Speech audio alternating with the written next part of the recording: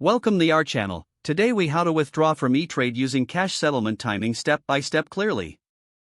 To withdraw from eTrade using cash settlement timing, start by logging into your eTrade account. Once you are logged in, locate the Accounts tab in the main menu. Click on Accounts to access your account information and options. From the Accounts overview, find the Transfer option and click on it. In the Transfer section, select Withdraw Funds to begin the withdrawal process. You will then need to choose the source of your funds. Ensure that you have available cash, which is typically from settled trades.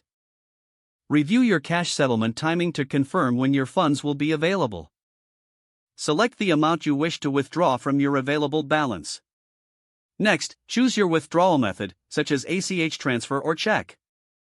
If selecting an ACH transfer, enter your bank account information if it's not already saved.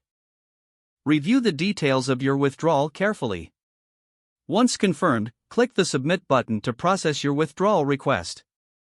You will receive a confirmation message indicating that your request is being processed.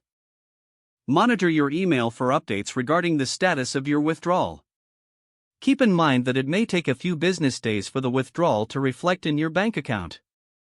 If you have any issues, contact eTrade customer support for assistance. Your withdrawal should appear in your bank account based on the selected cash settlement timing. Follow these steps to ensure a smooth withdrawal process from your eTrade account. If the page does not load, refresh the browser or try again in a private or incognito window. Make sure you are using the correct email address, then retype it carefully to avoid small typos. If your password is not accepted, use the reset option and create a new strong password you can remember. Check your spam folder for verification or security emails, then complete any requested confirmation steps. Enable two-factor authentication if available to improve account security and reduce unauthorized access risk. After signing in, review your profile details so your contact information and settings are accurate and current.